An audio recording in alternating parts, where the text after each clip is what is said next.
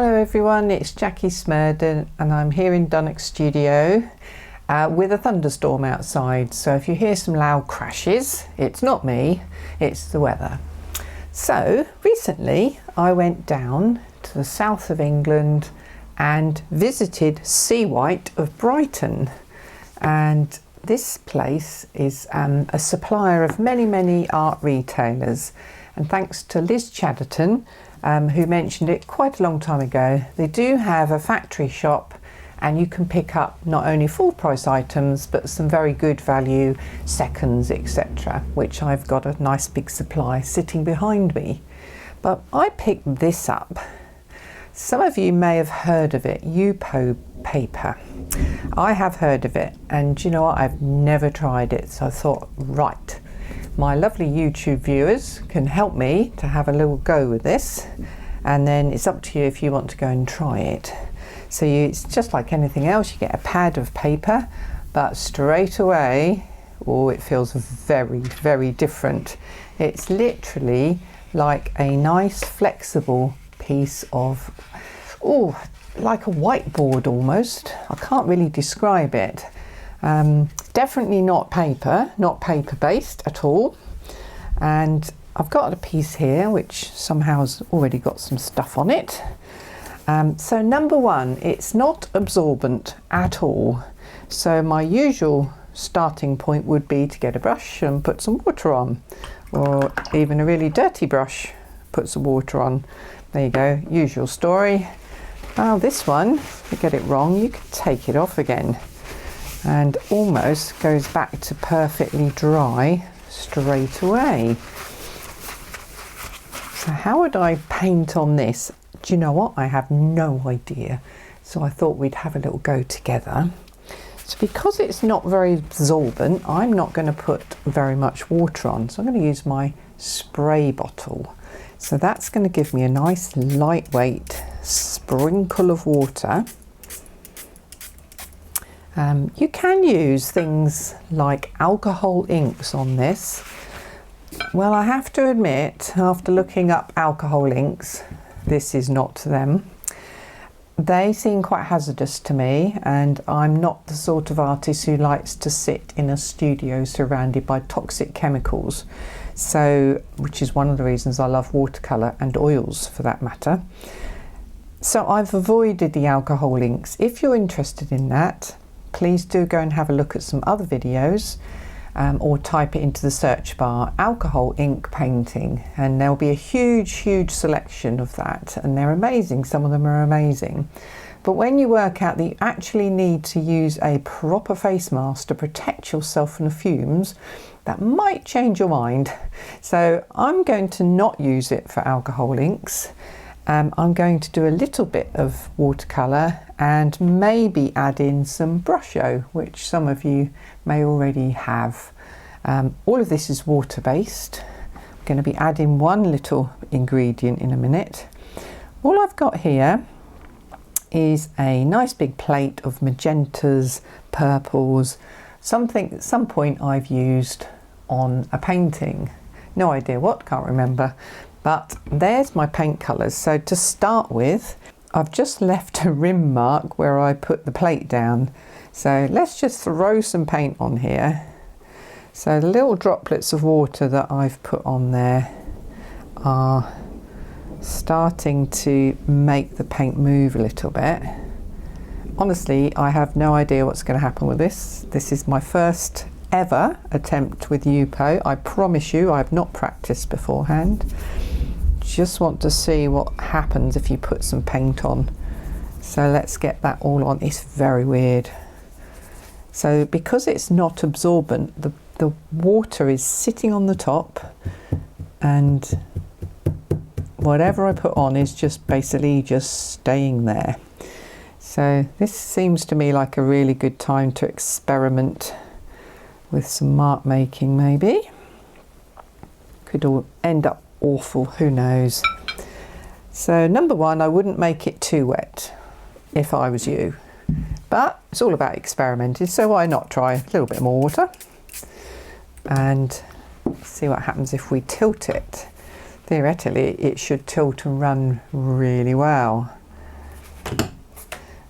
Funnily enough, not as much movement as I would have expected.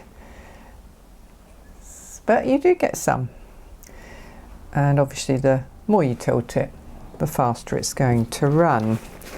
So do you need to mop up the edges like you do with paper? Good question. We might leave some of those runs so we can find that out. So I've got some paint on. It's still obviously very damp. Let's get some brushstroke. This is moss green. Brushstroke just comes in a little pack which will probably last you for 100 years. And rather than using the hole at the top, my best tip to you is to use some sort of stick, anything like that. And this colour is like a, don't know if you can really see that, it's like a rusty colour. So I'm just going to tap that very gently into certain areas on the painting. Now I'm using moss green. Ooh, it's doing nice things there. Moss green, of course, is opposite to pink, which is really a red. On the colour wheel, red and green are opposites. So theoretically, these could mix and make a grey, which could be horrible. But in for a penny, in for a pound, as we say. So I'm not going to touch those too much. I've got some really interesting patterns coming along. I wasn't going to use a different colour, but hey, let's just go for it. This one is Ost Blue. So I'm going to tap that perhaps into the areas a little bit more where the pink is, because pink and blue will go together quite nicely. We won't get any greys there. So it's pushing away the watercolour, creating some actually really, really nice patterns there. Isn't it lovely when you try something new and then do something silly? Or not. No, it's not silly, it's just different, isn't it? So, and the thunder rolls. Don't think I'll be going out of the studio anytime soon. This is running really well, but I put so much on there, and I'm just going to give that a little extra spritz there. Ooh, what have I done? What's the worst that can happen? Well, apparently with this paper you can start again. I don't believe that for a minute. I should imagine you can get some of it off, but probably it would be impossible to get it all off, but we can try that as well. So let's just let that go for a little walk down there, and it's off, running straight through my beautiful made up little flowers there. So you could argue that this is way too strong for the rest of the painting. This is exactly the sort of thing we wanted to find out. So let's have a little test. I'm going to dampen my little piece of towel here that I've used previously, and I'm going to just lift off what I dropped on there because I've got way too much on there. This is quite staining, this colour. So let's lift it off. It's coming off. Wonder how much I can actually lift off.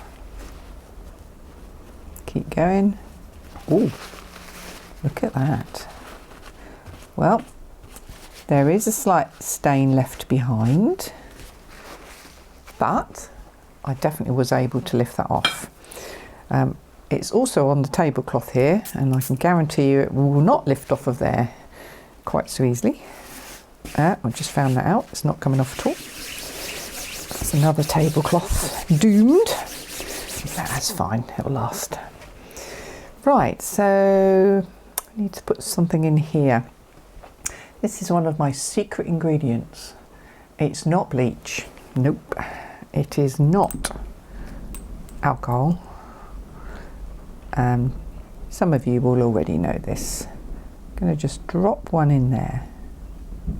Oh, wow, look at that go. That was quite a big drop, so I'm just going to touch it without squeezing in my pipette.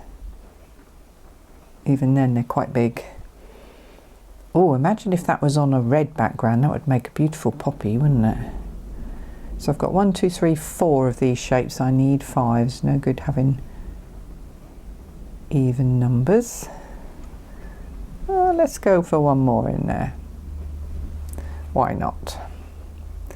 So you can see it's pushed the paint particles away, and quite an interesting way really.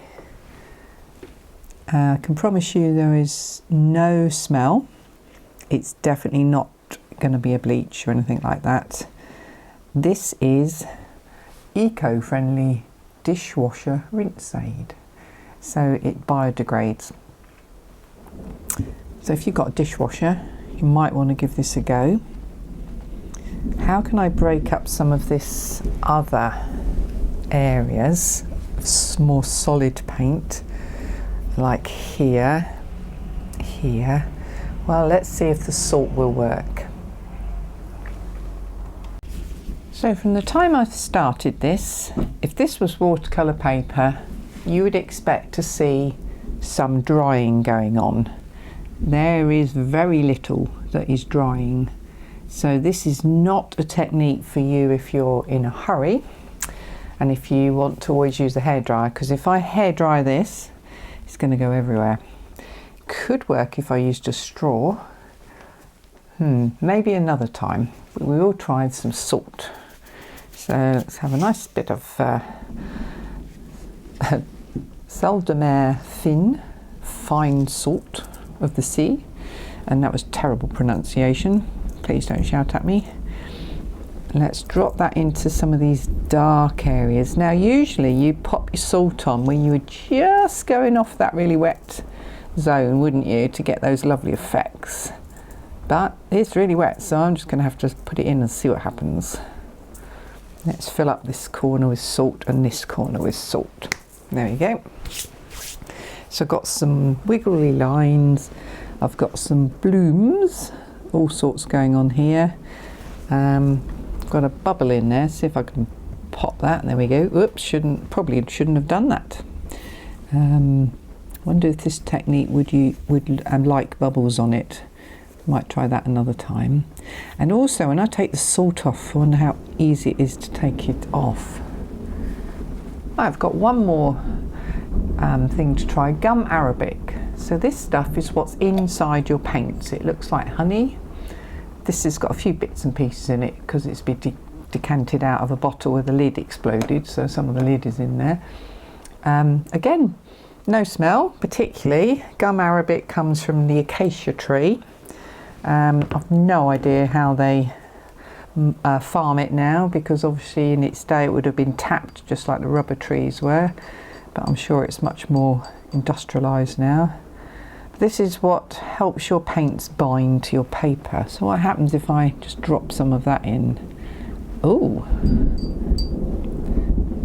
even the storm thought that was very exciting. So we're getting a different sort of effect, but quite similar to the dish rinse aid. Let me put one back in the middle of that flower, which is now a flower to me. I have no idea if it's a flower or not. Let's just pop some of these around. So gum arabic looks like you can use it to create some textures. It's really hard to talk over a thunderstorm. Have you ever tried? That one's just popping in from the side. I think it'd be quite nice, just thinking aloud, to, when you've never got what you wanted just in front of you, have you ever? I'm back. I've found myself a trusty toothbrush and I'm going to try a little bit of gum arabic, and I'm just gonna, whoops, lose some of it in the jar first, just come across with some fine spray, trying to avoid the really nice areas I've created. Right, that'll probably do for that. Oops. And all my lights just went off. Hope you're still with me. Thank goodness for battery power. Maybe I should put my rubber shoes on. The wilds of Norfolk in the UK. Right, now the only thing left to try with this, and I will do it, I'll get a straw, hang on. Okay, I'm back. I have a straw, And I'm just going to go for these puddles. Some of this is starting to sort of dry out.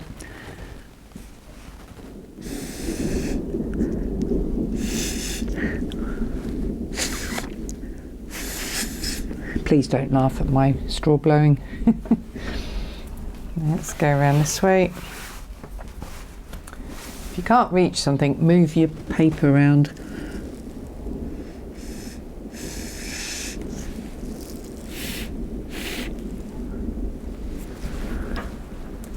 I'm going to try and get that far corner gone.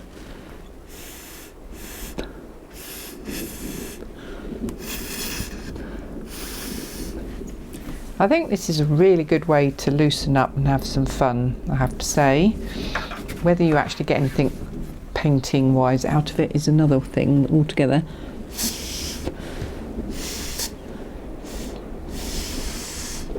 Try not to be too precious about my flower there. And now it's pouring down.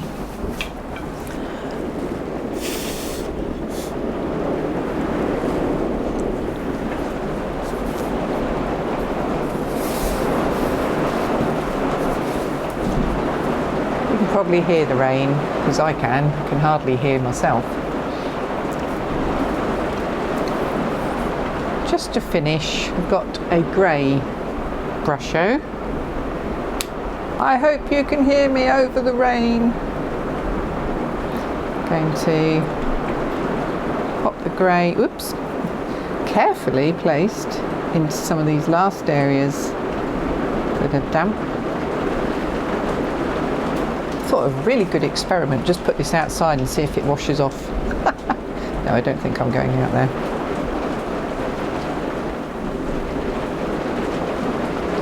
I think it would be quite scary out there.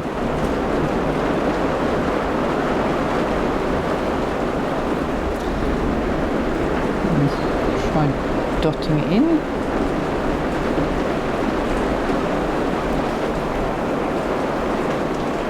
The grey is quite an interesting colour because it has lots of other colours in it.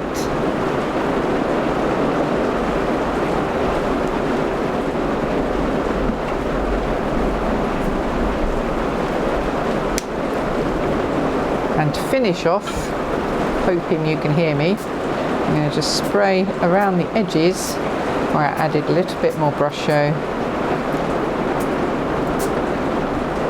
Just get it to do its last hurrah. And then I'll have a break so I can hear myself next time I speak to you. Hi everyone. After a very, very, very, very long thunderstorm and oodles of rain and hail, which has completely filled up my water trough, which is a cattle trough, which was empty less than an hour ago. I've come back to my Yupo paper with this very attractive knot amount of stuff on it to see what I could do with it next. So far my experience is that it takes forever to dry, and being an impatient painter I would get quite frustrated by this, I think. But let's keep going, because after all this is supposed to be a test out of this paper. What I've noticed is where I've put on the gum arabic, it's obviously a little bit shiny because that's almost like a syrup on it. We've got some nice patterns here which could possibly lift out and make into something, but I've just got a little stencil and I thought let's have a go first of all at lifting off. So I've got a little bit of magic eraser, any sponge would do really, because theoretically this should not be difficult to lift off, she says. Take that one off there and have a look. Yep, that came off pretty easily. I've just got back from an art holiday and I'm a bit discombobulated, don't know where anything is, don't know what I'm doing. So let's see, that came off really well, didn't it? So this could be a huge advantage if you like lift off techniques and add in lots of texture. Then if you're organised and you do it properly, Get some nice lift-offs. I'm heading for the dark areas, as you can see, because it just makes way more sense to lift off where it's dark so you can see the effect. Does it take it completely off? No. It leaves a little bit of, a residue. It's ever so easy to smudge what's on there, I've noticed that. Whereas on paper, if you lift off with one of these sponges that you can buy in the cleaning aisle, you really don't get much smudging at all, but that's really smudged. Let's go over here with something a little bit less dark. So that's interesting. It hasn't quite taken everything off there. A little bit staining left behind. Yeah, so it lifts off really well. I can see you probably can't, but just there is still definitely staining of the paper, as there is with my hands. And obviously I've used brushstroke, and I don't normally use that, and that is very staining. So this is a very messy piece of work, to say the least. So let's get, instead of doing lots of little ones, let's do a slightly bigger version. Take off some of that. Try not to get too much water on my sponge. Yeah, definitely get leakage, which is really interesting.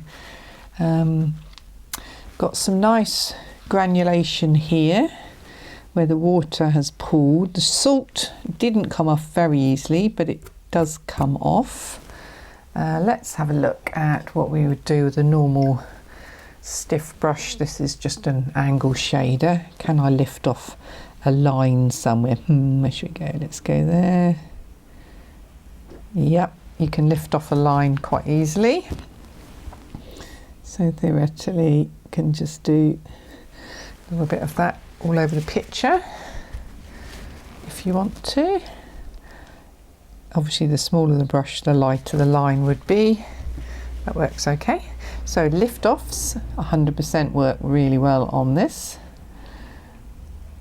And stencils do as well, but they leak a little bit more than if it was on paper. Now you're getting smudgy messes here. Yeah, not sure that's really, the more you go over it, the more messy it gets. This is really fascinating.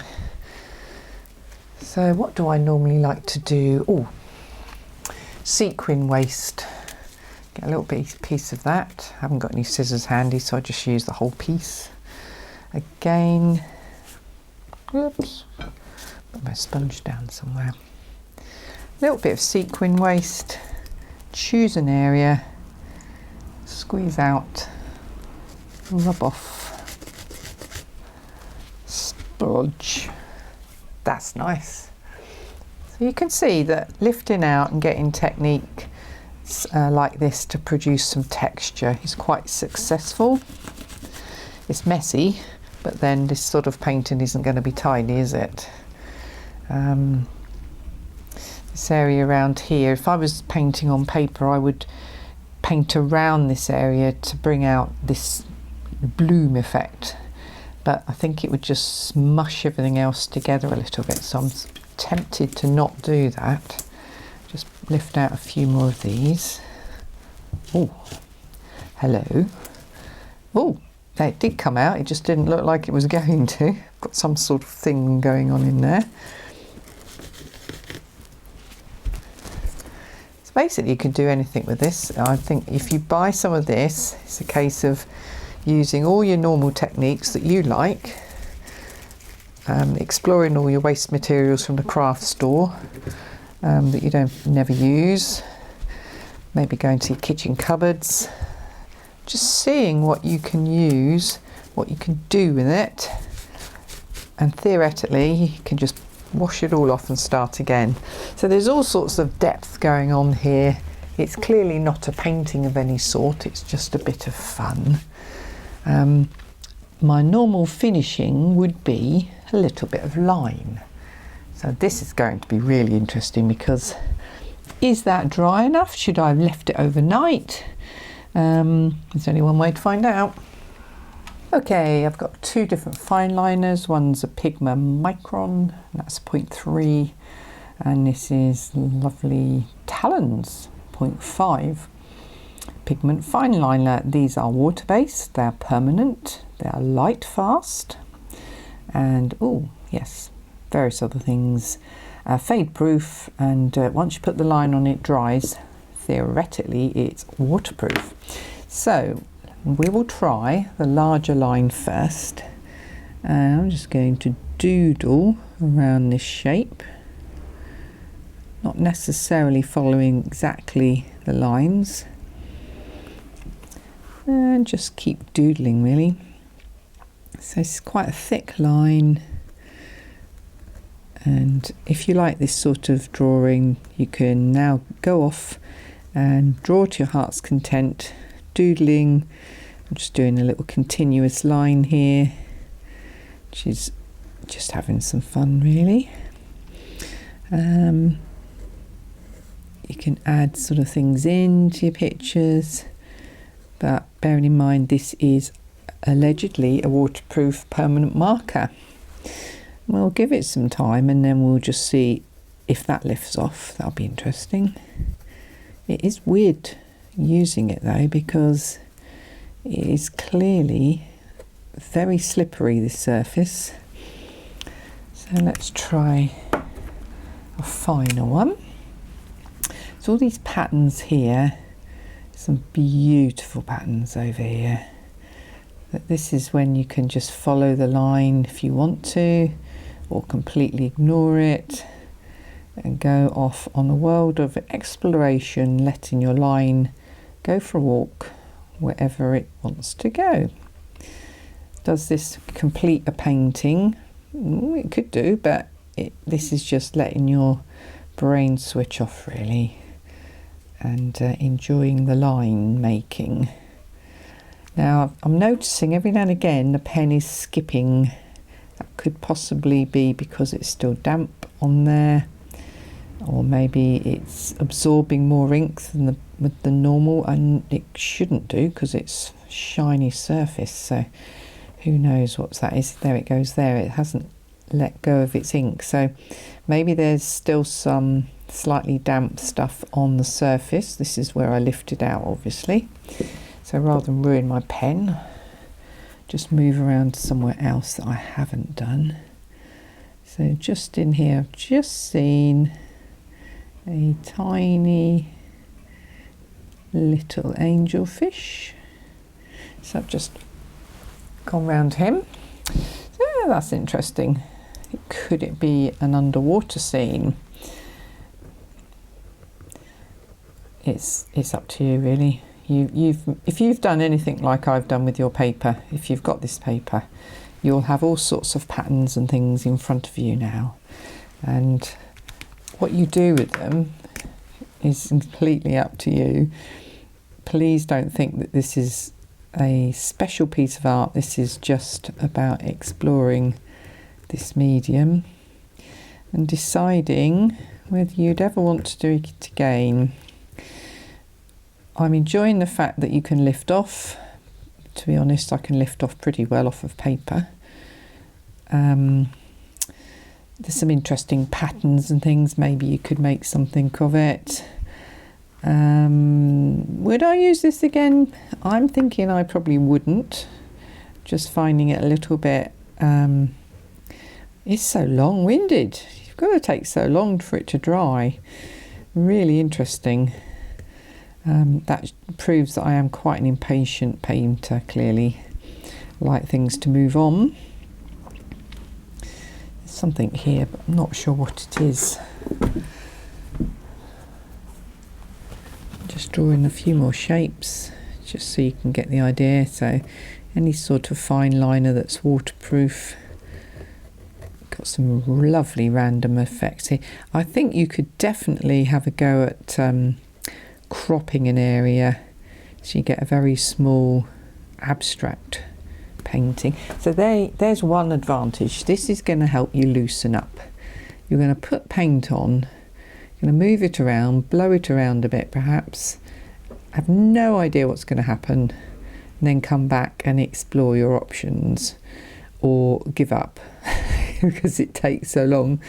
So there's a good plus really, is if you want to loosen up with your paints, try Yupo paper. It's designed for mixed media as well, so you could find that you can do all sorts with this. I to imagine you could put oils on this and mush them around for a very long time. I paint with oils quite a lot, so as an experiment, would I use it? Maybe. Would it teach me anything about oils? Probably not. But you could smudge your paint around and it would slide everywhere on here, and that might give you a slightly different feel. Don't appear to have any runbacks or blooms or cauliflowers, whatever you want to call them. So if you absolutely hate runbacks, so all of the paint that collected at the bottom here has not run back in like it would normally on paper. So if you're anti-runbacks, you may wish to give this a try, because it leaves an edge to the paint that pretty much stays where it stops flowing to. Ooh, this could be like a jellyfish going downhill here. See what I mean? You can just let your imagination run away with you. There's all sorts of things going off here. And flowers and things in there don't mean anything. They're just shapes. So yeah, there's almost another fish in here. It does seem to be lending itself to be fish. There's one there, there's one there. Did see one somewhere else. This almost looks like a seahorse. You can probably see things in it. Let's turn it round and just final little look. This area here is really nice. If I was going to crop out an area, I'd probably crop out this. It's lots of patterns, but Brusho would make patterns like this on coloured paper. Brusho would make patterns like this on watercolour paper as well. So is there any advantage in what we've done here? Probably not. I've got a sea theme coming on again. Go back to my smaller pen. That could be seaweed, couldn't it? That's working better now. Maybe it's dried a little bit. Got some sort of plant in here. And what I originally thought was a nice sort of poppy shape, you could turn it into an underwater flower of some sort. The ink stopped flowing again, and I know that this area has not been re-dampened, so sometimes it just doesn't flow, which is frustrating when you're drawing. In your drawing mode, you don't want this to happen. Do a few dots.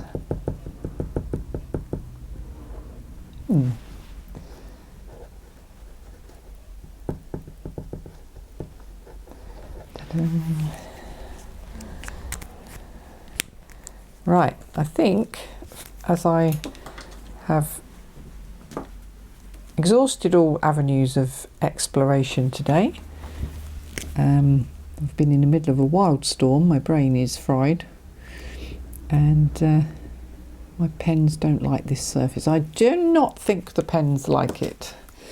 You could use acrylics on this. I'm sure that would work really well, and they would probably dry a little bit quicker than what I've been using. Lots of water. Imagine though if you soaked this fully when you started, like really soaking the surface, which is what you quite often do with your watercolour paper. This would have taken at least a day to dry. It took long enough as it was. So yes, I think my general opinion of this is not for me, but I did notice there's a few people on YouTube who have explored it. An awful lot of people haven't. And is it a gimmick? Is it something that was found, some plastic that they thought, oh, let's make it into an art paper and charge a fortune for it? Who knows? But I mean, I'm always up for experimenting, and this has definitely been an experience. But only you will know if you'd like to use this, and you may well have already been looking up the alcohol based inks, which I've just not going to do, and you might be tempted to have a go. Now that's absolutely fine, and I know that I haven't got that equipment and I'm not going to go and buy it, plus respirator etc. that's needed apparently, allegedly. I'm much happier just sticking to my water-based products, which, to be honest, they're fairly easy to use, and you don't have to worry about any health issues. But yeah, let me know how you get on. If you want to give it a go, if somebody's given you some of this paper and you think, oh, I've always had that in the drawer, I've never thought to get it out, well, go and get it out. Try some of your normal watercolour techniques on it, and if you've got other medium, why not try those? So you could try some oil pastels, or no idea what normal pastels would do, probably not very much because they haven't got anything to grab hold of, but you could try it. I had some powdered dye inks as such, they got sprinkled on the good old brushstroke, and some pens on top. Now I'm just drawing for fun, really. Can see some flowers popping out now. The more you draw, the more you see things. That looks like a sea slug. So I definitely think I've got an ocean theme going on here. Would I put it in a frame? Absolutely not.